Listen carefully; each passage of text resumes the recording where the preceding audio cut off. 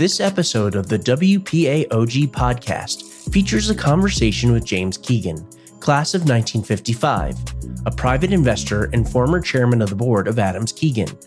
He is best known as a co-founder of Morgan Keegan Company, now Raymond James, one of the country's largest investment firms, where he served as president and COO until retirement in 1985. He has served as chairman of the board of directors of the National Association of Securities Dealers, chairman of the board of directors of NASDAQ Inc., and as a director of AutoZone Inc. from 1991 through 2004.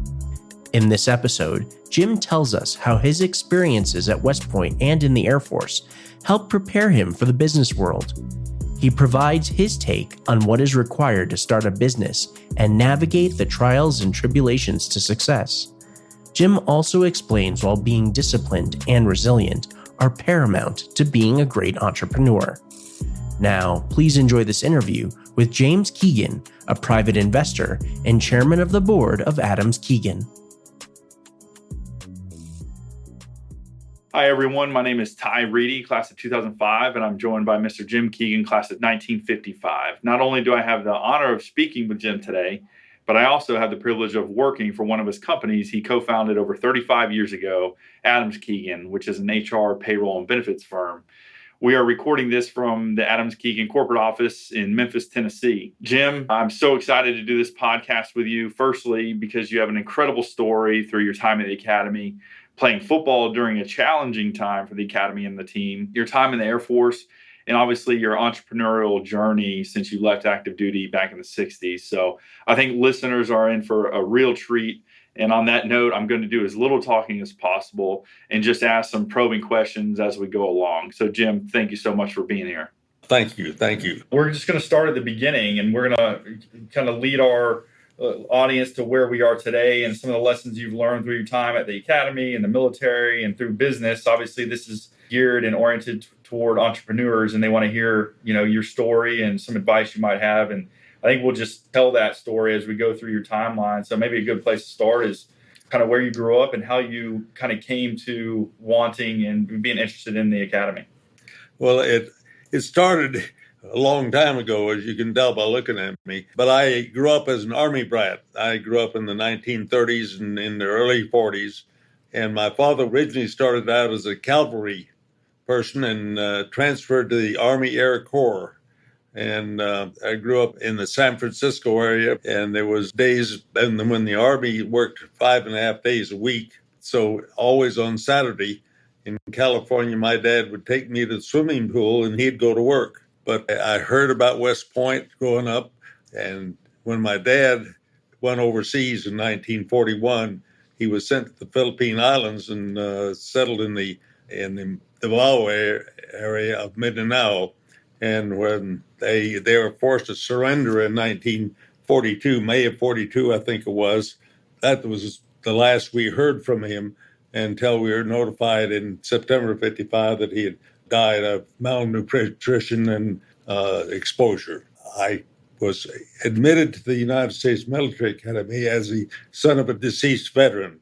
It was a competitive examination, and I guess looking back on it, I was lucky to get in. I don't think I could get in the military academy today. I think maybe kind of tell us your self-pursuit of the academy, right? A lot of people have people that kind of mentor them through the process, and kind of tell us about the process of through high school. It was a matter of I was going to go to the military academy or college was a doubtful procedure for me. So I had to study a little bit, and he would spend some time in the library, first of all, learning how to procure an appointment. In the year that I entered, I think there were 2 vacancies, and some 50 odd of us that were sons of deceased veterans were competing with each other. You had to work, first of all, in the library with some old exams you could find, and although they weren't typical of the exam you would take, they were all written exams, and you would see some crazy answers from some of the kids back in those days. I think just discipline and more than anything else, studying hard made it possible. I was lucky enough to receive one of the appointments. I went to the academy initially for more than anything else to gain an education, and it became a way of life for me. I think that I was lucky enough to play a little bit of football there. I wasn't any good, but was able to do that, and I had the joy, if you will, to remember that Coach Blake's staff at the time I was there included Vince Lombardi as the offensive coach and Paul Dietzel as the defensive coach, both hard driving and demanding people. Can you talk a little bit about the academy at that time? Maybe, as a plebe, what was it like, and the drills? And you mentioned something to me earlier when we were preparing about the troglodytes and the froglites. There are trogs and there are frogs. And most people think of the trog as a troglodyte. I guess a nuisance old person that gets in the way all the time. But the truth of the matter is the trogs are 2 regiment old grads, and the frogs are 4 regiment old grads. And I was a troglodyte. The trogs, I guess, more than anything else, tend to be a little more set in their ways than most other groups. But we nonetheless have only the best regards for the academy. Can you maybe talk about the typical day back then? You were telling me about classes on Saturdays and Sundays. Well, we did have 5.5 days worth of classes. We also had 2 parades a week, particularly in the summertime. In the wintertime, we just had bandbox reviews every Saturday. And they weren't the regimental parades, they were brigade parades. When I was a plebe, we marched on the plain in battalion mass, if you can imagine, we had 6 battalions at the time, and there'd be 6 masses of cadets with roughly 600 and 500, 400, 500 in each of the masses. And then they made the movie West Point Story, and everyone's decided we needed to learn how to march squad drill, which is what they did back around 1900. And so we marched in squad drill for the rest of my 3 years there. Squad drill was an exciting thing because everyone goes several different ways before they end up going the same way. We had, besides the 5 days class, we had parades in spring and fall, I guess twice a week, Wednesday and Saturday. Weather permitting, if the weather was there, you marched. And you'd hear plebes singing the old song about "Please Bring the Rain On." Can we talk about the military side and the education you received at 4 years? And I know you were telling me about some of the summer activities and then what got you interested in the branch that you ultimately... Okay, well, my father, as I say, was Air Corps, so I was inclined towards the Air Force, which had just become a separate branch about the time we entered the academy. But we selected branches much like I guess you do now. The branch selection was a matter by class standing, and there's so many slots in each branch. So the only choices we had were combat choices. In the Army, it's infantry, artillery, armor, engineers, and signal corps, and plus the Air Force. And 25% of our class went to the Air Force, and 25% of the Naval Academy's class went to the Air Force in 1955. And I chose to go to the Air Force because I had experience about getting wet at Buckner and didn't like it. So you graduate and talk about the Air Corps.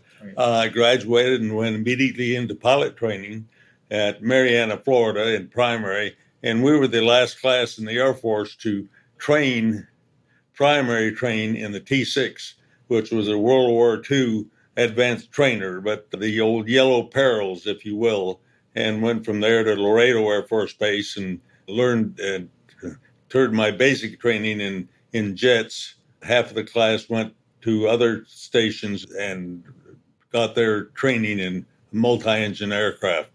So you did that training, and you incurred a year, and then you went to another specialty training. Well, our obligation in 1954 was much different than we have today. We had a 2-year obligation at graduation, and we had an additional year for each year of advanced training. In my case, it was pilot training, and it was really kind of lax, and it was relatively easy to move on to something else. My personal experience, well, I enjoyed flying. I had a wonderful time. I was stationed at Langley Field on the fighter bomber squadron, and enjoyed that. Was transferred in 1958 to Hamilton Field in California, and my experience in California wasn't quite as good as it was in Virginia. I think that's all I should say about that. And then you started to get the itch to kind of look for something different. Well, and you found finance. You reach a time in your life, you're 25 years old, and you see the old guys who are 30, 35 years old, and you think, Jim, you can't do this all your life. And I didn't have at that time, I didn't have a sponsor as such to mentor me, if you will, and convince me I should stay where I was. And I'd taken some evening courses in finance at the University of California and a local junior college, Marine Junior College, and got to know several people in the investment business. And I told them what I was doing. They gave me some interviews.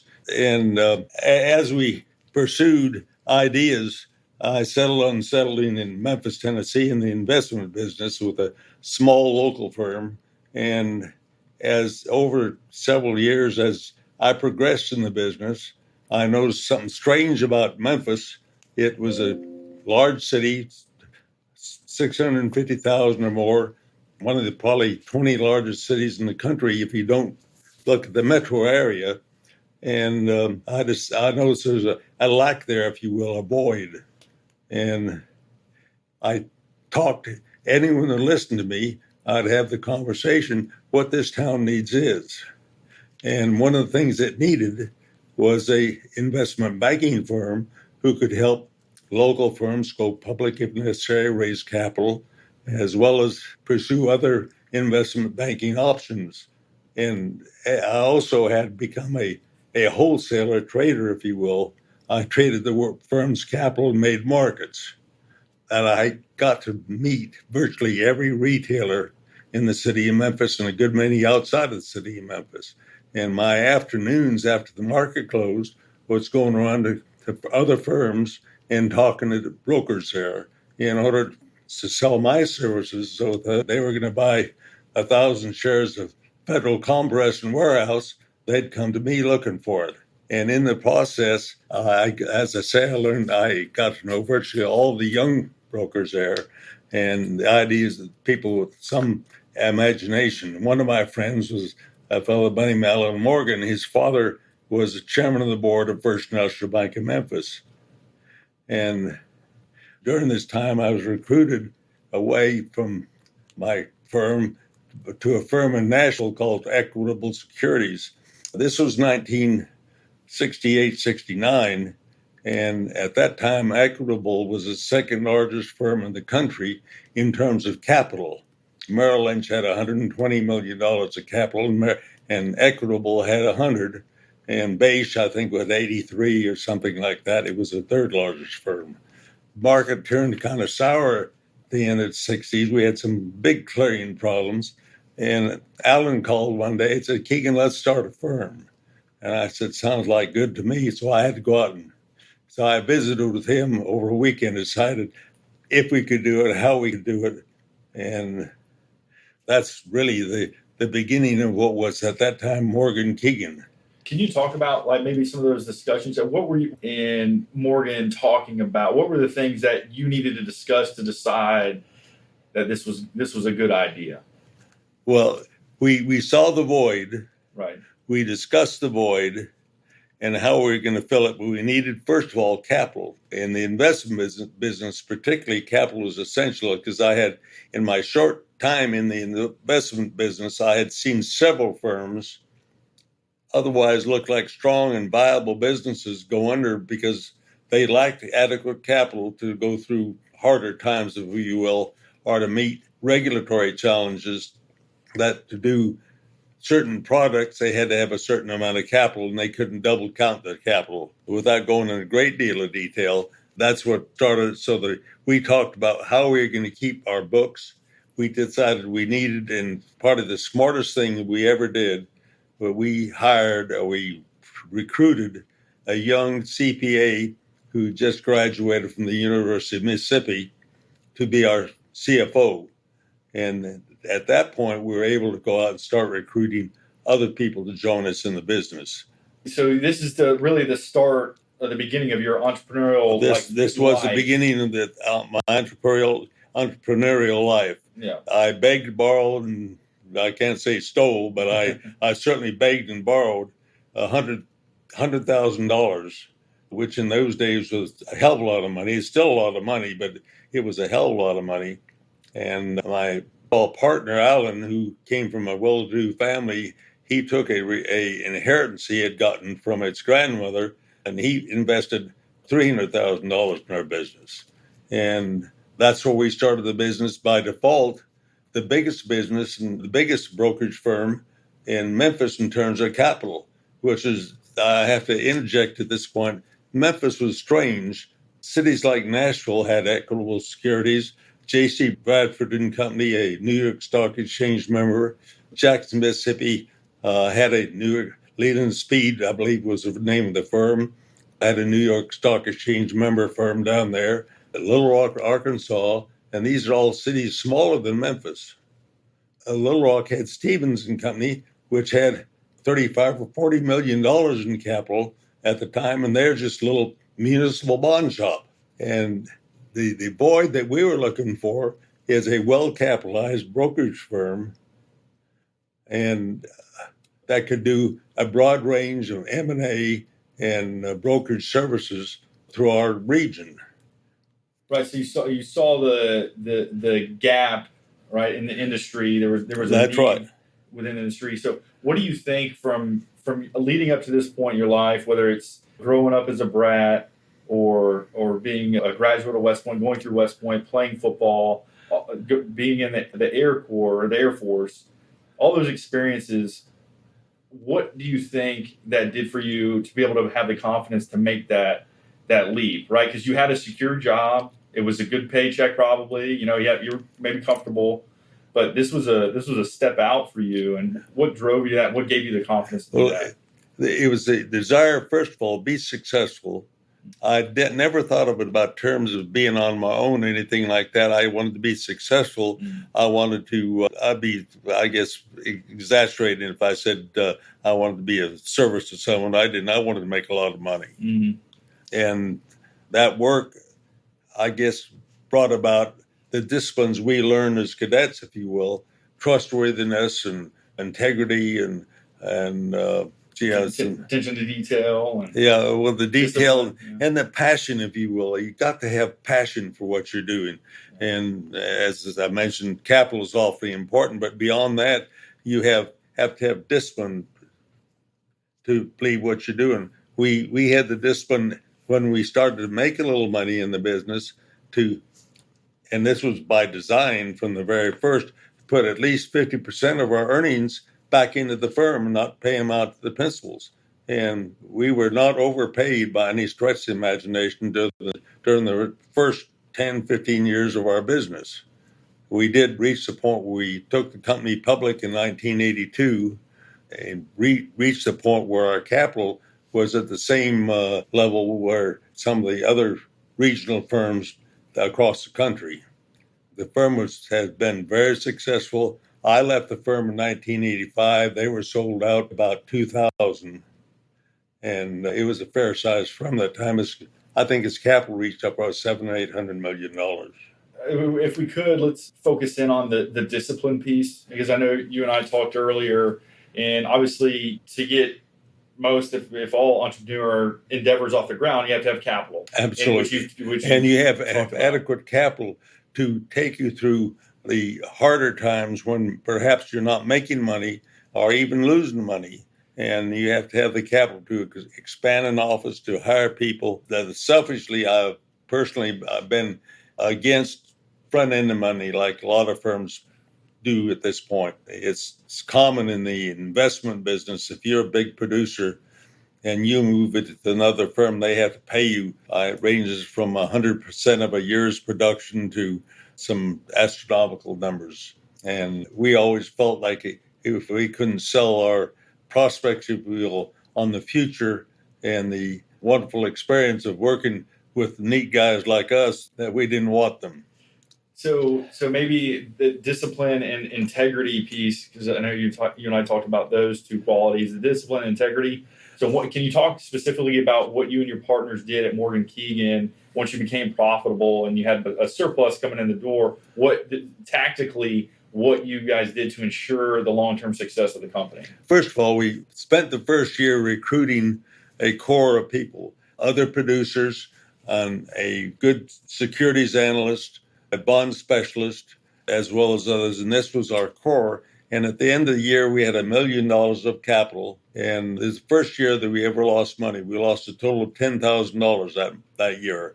The following year, our profits, we paid, as I said, a fair but not outlandish salary. But the profits were split 50-50. The firm got 50% of the earnings, and the partners would split the balance plus a little bit to some outstanding employees that we had. And that was the way we ran this firm. And Alan ran this firm after I left till he sold it. The other thing we were talking about is the ability to stay the course. You had to have capital in your business to carry you through the good times as well as the bad times. So not only the financial resilience, right, to get that company through the ups and downs like you're talking about. When you talk about like maybe how your past and through the academy and through sport and all that built up your own personal resilience and how you continue to have that today. Well, it's a matter of teaching to your children to start with. But I'm currently, I have been until recently, associated with BODOC, which is the holding company that owns Adams Keegan. Adams Keegan was an investment that I made in 1987, a very small investment, because of a friend who had previously been with Morgan Keegan went on as his own as a merger and acquisition specialist. And he had this small company that was in the PEO business that he wanted to raise a little money for. And so about 8 of us, I think, raised about $120,000 for Bob Adams to start Staffline, and which was a PEO. And I think that I didn't know what they did then, I'll put it this way, and I had no idea, but I invested the money, and in 5 years, I would pay my money back. And I had a small interest in the company for 5% of the company. And then I guess some years after that, a few years, one of the principals is John, who originally put the deal together, had some financial problems. He needed to raise the money, and he owned a little over 30% of it. And he came to me. I wanted to know if I wanted to buy his interest. I conferred with the other stockholders. They didn't mind. And so I ended up owning something over 35% of the business when it was done. And I think I started to learn a little bit about the company. Not long after that, we had a bit of a strain, but I went out and raised $2 million for the company to get it going and expand its operation. And after a couple tough years, we never really lost money, never really made money. But the principal that we had hired, a guy out from Arthur Anderson accounting firm, wasn't doing the job, so we fired him. I told the board I'd run the company for a year until we could find someone to take his place. My son in the meantime had been working as a salesman and was successful, and I brought him back to be our CFO. He was an MBA from the UNC in Chapel Hill, and we got the company going from there. After a year, we made Jay COO, and he's built the company since then. I've been on the board, but other people knew a whole lot more about the business than I did. I guess just in general, I know you've already touched on some things like integrity and discipline and resilience, but maybe just touch back on your time at West Point and how that's really shaped you. Well, it comes back again. If I were 50 years younger and starting a business right now, the first thing I'd want to have is passion for the business and be adequately capitalized to start. And there you have the base. You start from there. You go into the integrity problem that you want your customers, your clients, to feel the same way you do, and to have the same experience you do, and to want to do business with you. You have to have the perseverance to know that if someone's going to say no and slam the door on your butt as you're walking out, you got to turn around and do it again the next door you come to. And you might even go back to the first door and see if you can't get back in and let them rest for a while. You have to have the discipline that it takes to not spend your capital and the resilience to get up off the floor every time you knock down, because you'll be knocked down a hell of a lot. You got to ask a lot of questions before you get an answer you're going to like. The other part I think would be extremely important in the business today is, what is the long term? What's your desire? What do you want it to be? When you were in the military, you had a objective. We're going to take this hill. We're going to strike this target. You had a discipline, and that's what you told your people who work with you that you were going to do. And you're going to have that same sort of resilience and discipline and desire to be successful in any business you start. That has nothing to do with, is this a good business? I can't tell you whether this software company or the software idea is going to be successful, but I can tell you that if you have something that is of use to your clients, that they want to have, even if you have competition, then you can do it as well as they can.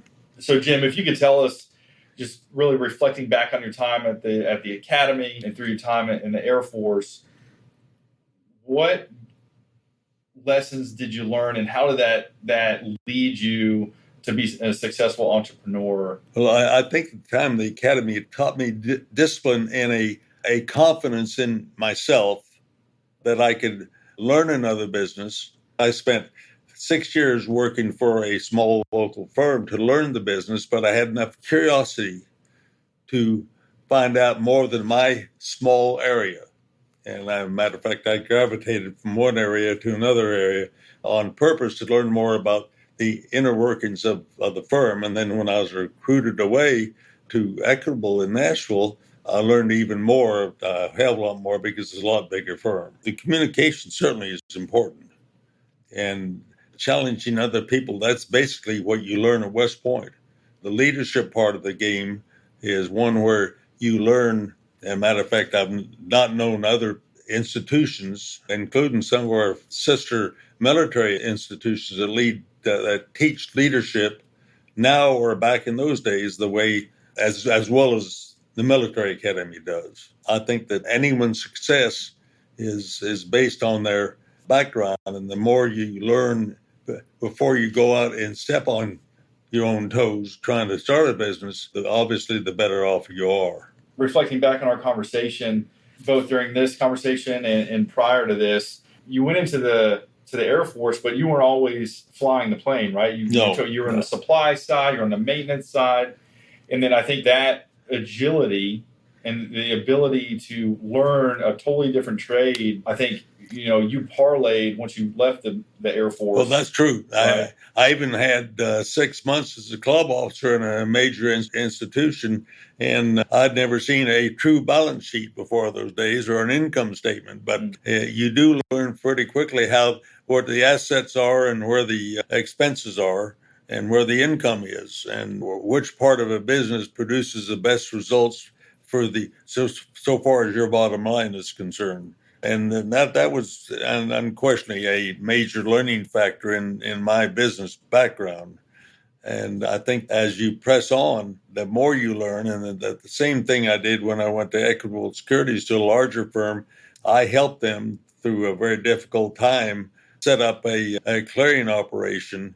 And the other thing that helped a lot in the business, I was very much involved in the self-regulatory end of the business through the NASD. And I served on the district committee for 3 years in New Orleans, and then had the pleasure of good experience of serving on the Board of Governors of the National Association of Security Dealers. And then after that, I served on the Board of Directors of NASDAQ for 4 years and 3 years as chairman. I will say, I'll blow my own horn. I think I was in developing NASDAQ, and it was in its infancy at that time. I was responsible for the showing of size, which doesn't mean much to a non-monetary person in the business. But prior to that time, the only thing that was shown on NASDAQ was the bid and the ask, and didn't show whether it's 100 shares or 100,000 shares. And while I was there, I helped develop the size presentation at that time. So I think the one thing is why you, Adams Keegan, wanted to get involved with the West Point Entrepreneur Summit in the first place, and what that means to you to maybe give back to the community and to the alumni and fellow old grads that are. Well, for an old grad, and I am old, the idea of getting back and dealing with graduates, whether they're leaving the military after their obligation, like I did, or setting out for a new life after retirement and starting their own business, I think if I can offer anything that helps them, makes it easier for them to do and understand what is involved, then I'd love to do it. That's part of my goal. It's kind of a little payback, if you will, because a great deal, pretty much everything I have that I don't say my wife gave me, I give West Point credit for whatever successes I might have had, however small or however large, that goes along that line. I'm really looking forward to being in the D.C. area because I'm looking forward to meeting. I understand there's quite a collection of attendants. I'm meeting a bunch of old grads. I'll challenge some older than I am, see if they can get there. But I look forward to it and think this is something that is great, should be done on a regular basis by the AOG, because your life doesn't end at 42 years old and the 20 years retirement from the Army. That's just beginning. And I had the good fortune to stay active in the business through my 70s and kind of partially inactive through my 80s, but I'm looking forward to the next 10 years if I can last that long. Wow, what an incredible life you've had, Jim. I know there are many lessons you've shared that the listeners will be able to take with them. And I know I can speak on behalf of all old grads out there that we are extremely proud of how you've represented the Academy, both personally and professionally throughout your life. And we just thank you so much for taking the time to tell your story. This has been a production of the WPAOG Broadcast Network. Please take a moment to rate and review the show and join us each week for a new episode. Thank you for listening.